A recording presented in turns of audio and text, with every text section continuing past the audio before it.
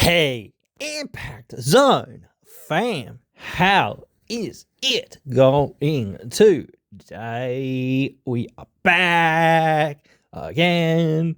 We will never go away.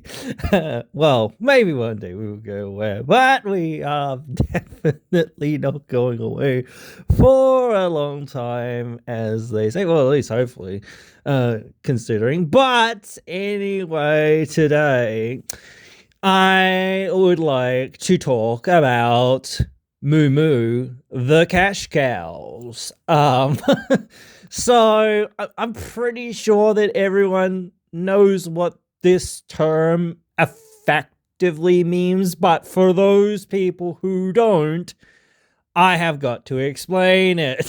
So basically, what a cash cow is somebody who is in a wrestling company or any company really, in a sense, that really draws in a lot of the money and a lot of the media attention and things like that. Think of Hulk Hogan or John Cena or whoever you want to think of, like in the wrestling sphere, or I don't know, I don't really know much about like the world of business and finances and things like that. But I guess think like, I don't love him, but Elon Musk, guys like that. They just sort of generate, well, in a way, they sort of generate a lot of money just by kind of being well known and in the public eye kind of thing. And yeah, kind of build their brand by, well, at this point, they've built their brand and are kind of just, well, I don't want to say resting on their laurels, so to speak, but I would say that they're already established and they don't really need to do a whole lot to sort of draw interest from the audience to come and see them, whenever they're coming to town for whatever they're coming to town for, so to speak, or whenever they're on TV or what have you. So that is what a cash cow is. And the general vibe or the general idea when you find your cash cow or cash cows, perhaps, is, well, to milk them for all they're worth, basically. That is why that they're called a cash cow, because basically, the industry is built around trying to extract as much wealth from them as possible, aka the milk. And that's not as dirty as what you think it sounds like, but it could be, I guess. But anyway, I will try to keep this more family friendly in that regard, I guess. But still, that is the idea there. The idea is when you have a superstar, well, you could also call them superstars or whatever else you want to call them. But when you have a top drawer or whatever else it is, this is the idea.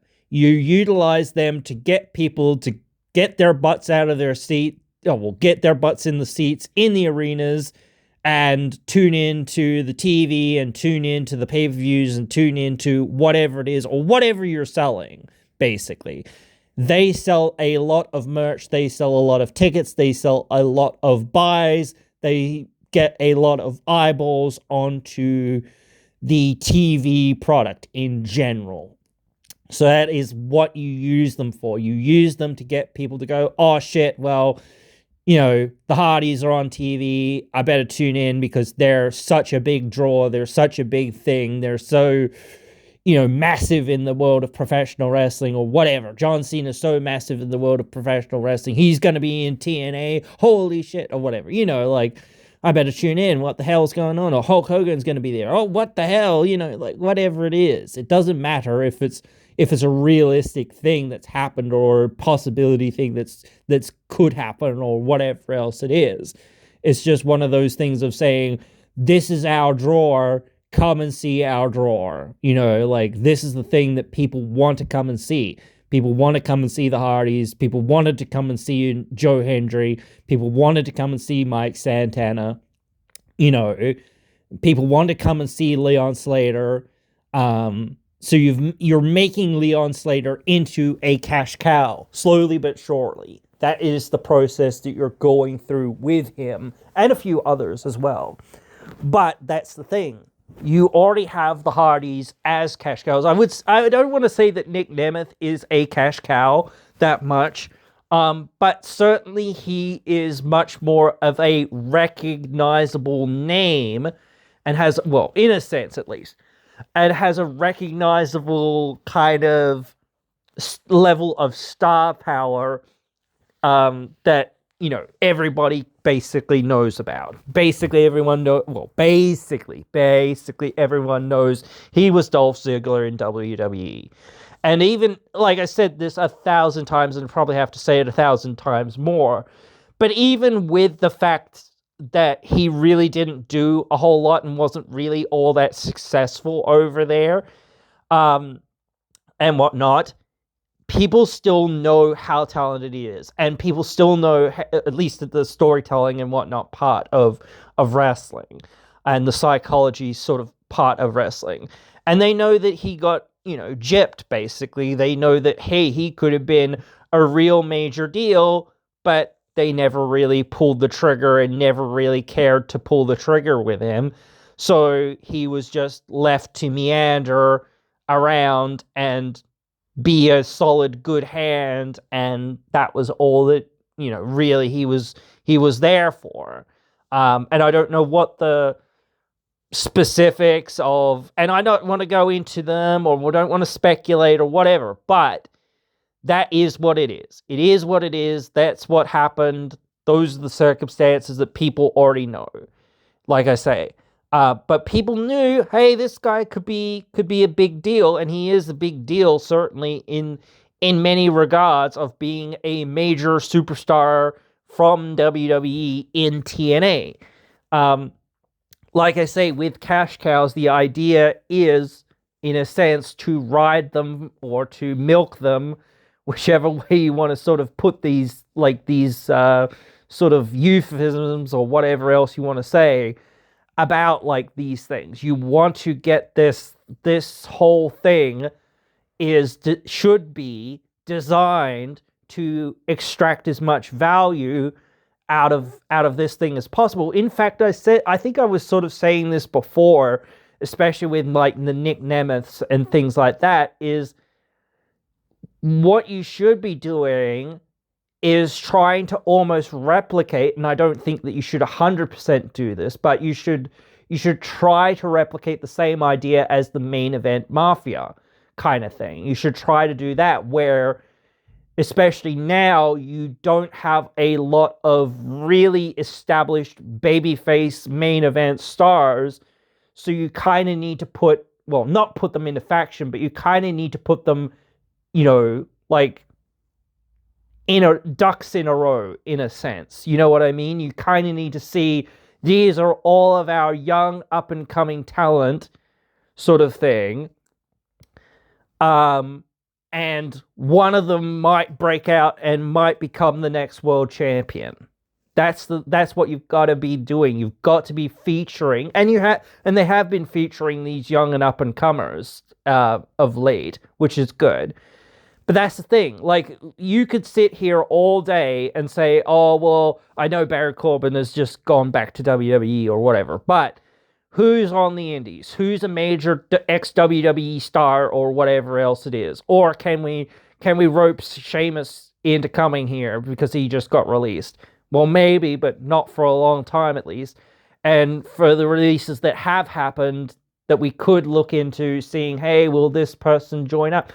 Yeah, that's great to say, well, will this person join up, or will that person join up, or whatever else it is. Yeah, sure, that's cool and all, but especially with the more major names, because again, you do need that level of saying, okay, how do we get people to tune into what we're doing and whatnot?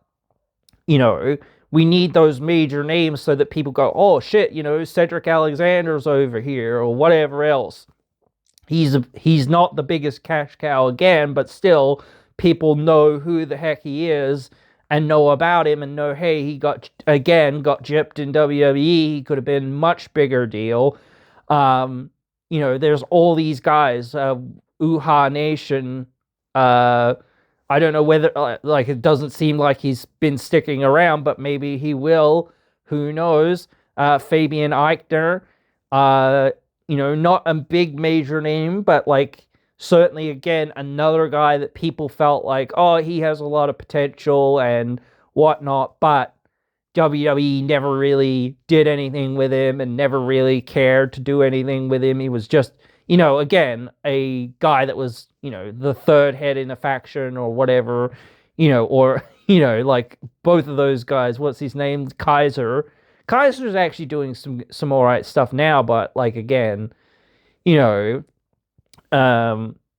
was relegated to that slot of, the, co-third, co-second most important member of that faction. I know that they had some little things here and there in that faction sometimes, but they didn't really have a whole lot to work with. And Gunther being the main star, I can understand that. But again, you can't just say, oh, well, we're never going to do anything with you. You're never going to amount to anything.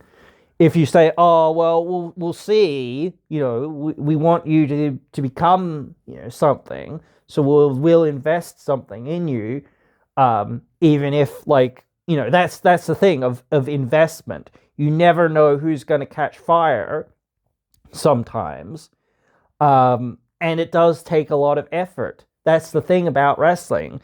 People don't just become cash cows overnight, realistically. You need to be saying, okay, how do we make this person into that cash cow, and how do we ride it as long as possible? Like I said this before, where it's you need to have, if you're going to have a babyface cash cow, and you can have a heel cash cow as well, but if you're going to have a babyface cash cow, one of the best things to do for them is have dragons, so to speak, for them to slay. They need to be able to beat people that are just as threatening or even more threatening each time. You can't just be like, oh, well, this person who they're beating today on this episode or next or whatever it is just, yeah, they're here and they exist. It's that doesn't really help anyone, because the level of legitimacy that person has when they're challenging for that title isn't enough. So why would they even need to challenge, in that regard? You know what I mean? So if it's that level of well, we haven't really built this person up, we haven't really done anything with this, there is that that thing to be oh, let's do something shocking or out of left field or whatever else it is. Cool, great, but yeah, it really doesn't really help things a lot of the time. So it is one of those things of saying, well, it is just the best thing to do to say, hey, let's even if it's somewhat predictable or whatever, this is the direction that we're going in. Like I said this with Nick Nemeth, it was basically I was basically saying you really have not done enough. In the last couple of weeks that they were building his match with Santana, they were doing some stuff with him, but they hadn't done enough consistently before that to really establish him in that position. And Santana was leaving or whatever, but that's what you should have known. Okay, Santana's leaving, and our plan is to put the belt on Nick Nemeth. Okay, so that is our plan. Okay, so for the next few weeks, for the next few months, for the next however long, right, that is what we're going to build to. This is what we're building to. We're not just building to random match A, random match B, random match C, whatever else it is. No, this is the match that we're building to. This is the match that we're working towards. This is where we're going. This is what we're doing. That is it. We're not, you can do other things with like some other guys, but you need to make it clear Nick Nemeth is the main threat. Nick Nemeth is coming. Nick Nemeth is going to be a big challenger for Santana. Or whatever. Same thing that you've got now. Who is the big challenger for Nick Nemeth? And it doesn't really feel like there's anyone yet, but that's okay. You can start saying okay. Same with like Xia Brookside.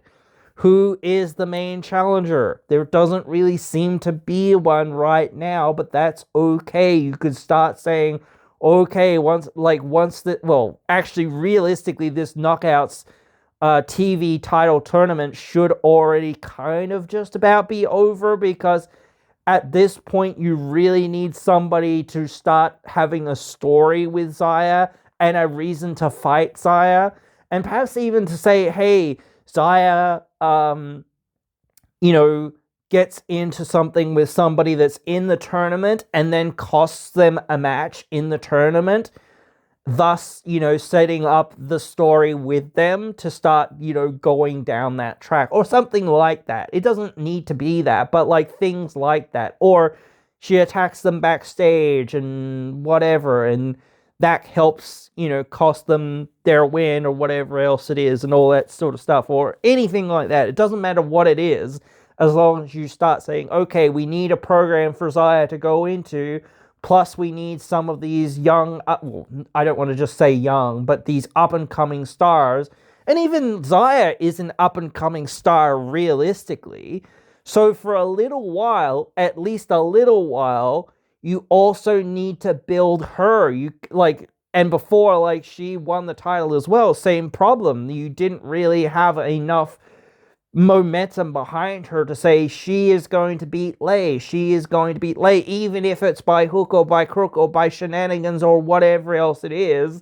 She is going to beat Lei. We all knew she was going to beat Lei, or a lot of us knew she was going to beat Lei, because that was the only logical next step in the story in a lot of cases. But still, it was like, well, you haven't done a lot to give her major wins on TV. And it's like, yes, you can't beat a lot of your other main baby faces or whatever else it is, because again, then you turn around and say, oh, well, she's already beat Indy Hartwell, or she's already beat this person and beat that person, so what's the interest in seeing it again? You know what I mean? Unless it's again, by hook or by crook. So, but even then, it's well, aren't we going to see the same thing, at least for the next few months, or whatever else it is? Because again, well, we don't want to see this whole thing not pay off somewhere at some point, somewhere down the road. We want to see that pay off somewhere at some point down the road for somebody else, yes, but we still need to say, hey, Xia needs to be important and needs to be protected and needs to be a genuine threat in the Knockouts division, so when somebody does beat her, down the road at some point, that it feels earned. She's actually beaten up all these other main challengers, and this young, or whoever it is, this up-and-coming person, or this, more main person has finally somehow overcome the odds, or whatever else it is, to come back and to beat Xia. So now you've set that whole thing up.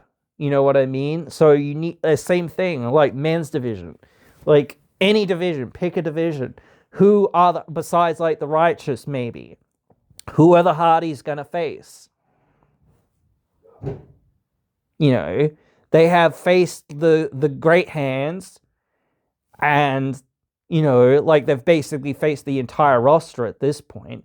But you just had Leon Slater and Ricky Sosa get a big tag team win, which they've never tagged before anywhere. At least in TNA they haven't tagged before. And now it's is this a new team? And what does that mean? You know what I mean? What's that about? Are they actually going to stay together as a tag team? Are they, is this just a short-term thing, or is this a long-term thing? What is the goal with that?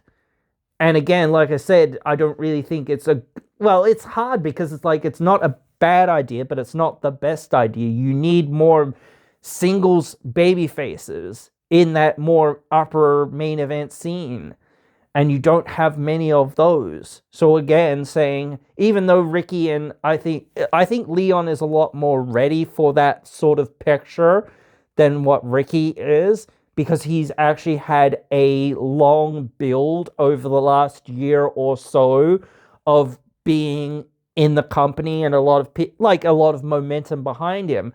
Not that you can't get Ricky to that point, but you need to invest at least a few months in him, even though he's beat, Eric Young or whatever now. It's like, yeah, but still, that doesn't really mean a whole lot. One win and whatever doesn't mean a whole lot. You need to have multiple wins and multiple stories and even losses, wins and losses. You can't win all the time, but you need to win when it matters, and come through so that people feel like, oh yeah, you're not invincible, and you're not like some people are, but some people have to lose to fail, or fail to win. You know what I mean? You have to be able to be vulnerable so people can feel like, oh, that sucks, whatever. But it still looks like you could win. You know what I mean? Because if people feel like, oh man, he got gypped, he got robbed, blah, blah, blah, and this and that, it's more like they will feel like, damn, but he could win. He could seemingly beat this person if it wasn't for this shenanigans or for that shenanigans, or if he was a bit smarter, or if he was just a bit quicker, or whatever else it was. That sort of thing. That's the sort of thing that, gets somebody over with the crowd. Is fool me once, shame on you, fool me twice, shame on me type thing, where the second or third time, or whatever it is, they finally go, oh, yeah, I know what's coming, reverses it, or counters it, or whatever else it is. And I think it's more interesting a lot of times. And again, this helps protect people's signature moves or finisher moves as well, because you really only want to kick out, or somebody to kick out of somebody's finisher very, very rarely. You only want it to happen like after a short delay or something like that, where it's like if they had have got to that pin right away or whatever, or the referee had have got to the pin, or the wrestler had have got to the pin right away, that you could see, oh yeah, if they had have got to that pin, right away, or had have actually had some force on that pin, rather than just draping an arm over or whatever else it was, that they probably would have got that pin, but since they didn't get that really good, strong press on that pin, well, they kicked out. Or since there was a delay, well, they kicked out because there was too much time, or whatever it was, or the pin wasn't strong enough. So again, yeah, the main problem with this theory of milking the cash cow, so to speak, is eventually the cash cow runs out. So that's why you've got to, and this is again going back to this idea, you've got to be building your younger stars to make them into your next cash cow, because that old cash cow won't last forever. So you've always got to have somebody else coming along that's going to fill that role, or feels like they're going to fill that role, even if it's for a short period of time. So again, yeah, that's where we're at right now. We've got to build some cash cows in every division as well, not just the one division. You need you need a bunch of them. You can't just say, well, Indy Hartwell's going to be our cash cow for a little while. Cool. What then? What's after that? Or whoever. I don't know. I don't care really either. You know what I mean? I don't really care who's the cash cow for a year or two, or whatever else it is, or even 4 or 5 years, or whatever it is, or even 10 years. But if you're going to do that, you've got to say, okay, well, who's after that? Same thing that the TNA's made mistakes with, and WWE and AEW as well. It's like you've had recently Kenny Omega re-win the AEW championship and whatnot, right? So he is a very established cash cow, and so is MJF. But like, I think Darby Allin is one of the up and comers still, but it does feel like he continues just to be forgotten about or pushed to the wayside. And besides Darby, who else have you kind of got as a young up and coming guy that, so you need to be building those, like, same thing, WWE, wherever, TNA, I don't care. WWE has Cody Rhodes and friggin' Roman Reigns and CM Punk and all these guys. And even recently they had Sami Zayn win the title for the first time in, 10 years, 11 years, whatever it is. And now it's like, oh, okay, where are we going with that? But does it really matter? Because the thing is, like I said before, like, he is an older talent. And at this point, it's a bit late to kind of be going, okay, we'll give you the world title. There's no real reason to give you the title, but here you go. But also, there's a lot of like, well, what does that do for him? It doesn't really do a whole lot for him. But the thing is, like, it doesn't need to do a whole lot for him because he's already been in that position for so long that he didn't really need the title ever, to an extent. So just saying, okay, well, that's to help build somebody else. And you've just really got Gunther into that position where he's now starting to be on the same level as everybody else, sort of thing. All the other main event sort of level guys and whatnot. But I don't really feel like there's a lot of young talent there, absolutely, but it never really seems like there's that much interest or that much push in any of the younger talent. It always seems to be the more already established talent. But you can't keep doing that. You can't keep going back to the guys of yore, so to speak. You've got to be going, okay, how do we build Braun Baker? Then how do we build Trick Williams? How do we build whoever, whatever? How do we build Mello? How do we build whoever, Joe Hendry? How do we build, and the same thing for women. How do we build Jordan Grace? How do we build Julia? How do we build somebody else? How do we get Chelsea Green there? How do we get this next person there? It's always a revolving door. Some people can keep coming back into that revolving door and whatnot, so to speak, but you need to keep saying, okay, we have Randy Orton and we have Edge, so we want both of them to be world champion. Both of them can't be world champion at the same time.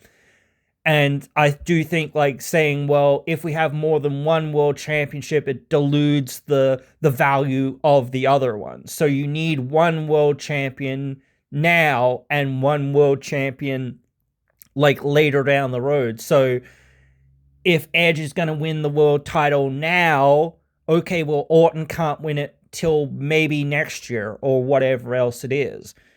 But then, like, okay, that's good because we say, okay, we're going to build Edge up. Now Edge is going to be the main thing. And then Cena's going to be his main rival. Okay, cool. Now Cena's got the title back. Now we're going to build up Orton to be his main opponent and take the title off of him. Okay, so cool. We've done that. Now we can get Cena back in there, perhaps, and he can take the title again. And then who are we going to get it off of him? Sort of thing. Right, so who's next? What's next? Are we going to go back to Edge? Are we going to go back to Orton? What are we going to do? Okay, we're going to go with Sheamus or whatever. Okay, this is what we're going to do. Like, Those are the things that you've got to be thinking. Who's next? What's next? Why are we doing that? You know.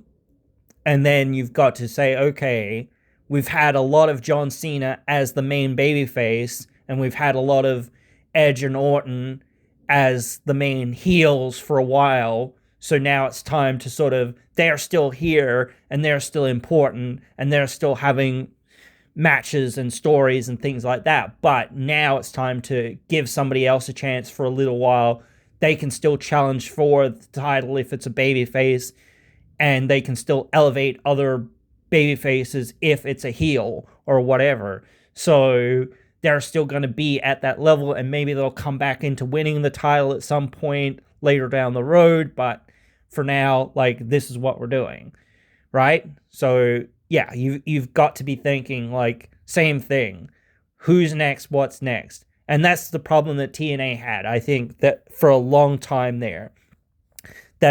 Especially in the last, like, couple of years, where it's like, yeah, you didn't really push anyone, any of the heels that you kind of had there up into that more main event picture enough. And now you haven't done the same thing with enough of the baby faces, because you knew, hey, Santana's leaving, basically. So now we need to build our young baby faces, because we don't have any, like, singles cash cow baby faces. So you needed to be doing that, like, months and months ago, saying, okay, let's invest more in Leon, let's invest more in KC, or let's invest more in some of these other baby faces. I know Trey was injured, and I know some other things are going on, but, and even still, like, you might be turning the Great Hands babyface, or even just Hotch babyface, I don't know, but whatever, it is what it is. So we will wait to see what you're going to do with that, and yeah, we will have to, you know, see if you're going to build that more than just saying, okay, well, this is a mid-card thing. Mustafa Ali is great and amazing and very talented and all that stuff, and I do think that he should be in that main event picture, and I do think he should have won the world title at some point already, perhaps, or even should be the champion now, whatever. But still, I still feel like, like, if you're going to do something with him in that main event picture in the next year or two, that you can't just do that. You can't just say, okay, we're going to put you here. Okay, cool, bye. You need to be like, okay, cool, we're going to put you here, and who are we going to get to build up to beat you? That's the thing. You've got to be saying, who are we getting to build up to beat you? So yeah, that's always the thing. Same thing in the opposite way. Who is going to, somehow, some way beat this person? The big baby face, the big good guy. I always think it's more, like I say, more interesting. I'm very on the Jeff Jarrett approach of saying, if you've got a baby face or whatever, it's better to have them in the chase more so. But when you have a reign from a baby face, you kind of need to say, okay, it is going to be more short-lived, more so, because, again, it's just more interesting to have them in the chase or whatever else it is. But people need to feel like their favorites are getting there. It's not just saying, oh, well, we're not going to put this person in that position. It's saying, well, yeah, we're going to put that person in this position, but then we've got to try to put the next person in that position, and then the next person, and then maybe we can get back to that person after that. Like, you can't just say, oh, well, whatever. You need to say, yes, okay, let's do it, and let's get to this person or whatever, and then let's get to that person, or maybe go back to this person or whatever. So you need, like, and again, like, you don't know whether you're going to retain a lot of your superstars or whatever else it is. So that is a big problem, certainly. But again, like, if you're not trying to build people and you're not trying to put people in those positions, then you're just as worse off, because at least if you're building all of these kids, or don't want to just say kids, but these young talent up into that position, yeah, all of them won't leave, because again, like, they'll be like, well, I'm actually getting somewhere here. I'm actually being like the main event guy. And well, WWE hasn't really shown that much interest, and they have kind of lowballed me on offers or whatever else it is. So, and maybe, yeah, it is still more than I'm earning here, but why not like try to get them to pay more for me? Why not get them to be like more interested in me? Yes, I might not be earning as much here in TNA, but I'm increasing my value. You know what I mean? So if they say, "Oh yeah, you've been a main eventer and you've done this and you've done that and you drew this big house and da da da da da da, whatever." Okay, cool, great. Well, we're more interested now again. So yeah, we'll add another million to your deal, kid, or whatever. Okay, that sounds good to me. Now I'm coming. You know what I mean? Or whatever. See? That's how you work things. That's how you get the value for things. That and playing the market and saying, well, I might just go to AEW. They might offer me a better deal. Oh, no, no, no, don't go to AEW. We'll add another million to your deal. Then you go back to AEW or whatever and say, hey, WWE just offered me another $1 million to the deal. Oh, shit, well, we don't want you to go to WWE, so we'll add another million to your deal. You know what I mean? So you're playing the field, if you know what I mean. And it doesn't have to be just $1 million. It can be whatever amount of money. But you know what I mean? You're trying to play the field and trying to say, hey, they offered me this much. Hey, they offered me that much now. Hey, now they're offering me this much. Trying to get your price up. Hey, I've been a main eventer and I just drew the house, or whatever, this and that. Oh yeah, cool, great. Now we're more interested, and now we're going to give you more money. That's what you want as a talent. You want to be like, hey, I'm not coming there just to be a jabroni or just to be whatever, but hey, I'm not just a selfish son of a bitch. I'll do business, but hey, this is what I'm here for, and I think I can prove to be a draw for you guys, or whatever. Same for anyone and anywhere. So, but yeah, that is basically the plot here of what I hope like we're going to do. And you don't really have that many options. Again, the thing about like bringing in anyone that is a more established name right now would be saying, hey, well, we've got to pay up for, Baron Corbin or for whoever. Maybe some of the more NXT or lower level talent that really didn't get a good dice roll in WWE or hadn't really been there a long time, or people just forgot that they were even there, or whatever else it is. Yeah, sure, you can say, oh, let's try to bring in some of those talent because, yeah, they didn't really do a whole lot in WWE, so we basically have got, fresh clay to mold with, and people will basically forget that they were in WWE or in NXT because they were only there for a hot cup of coffee or whatever.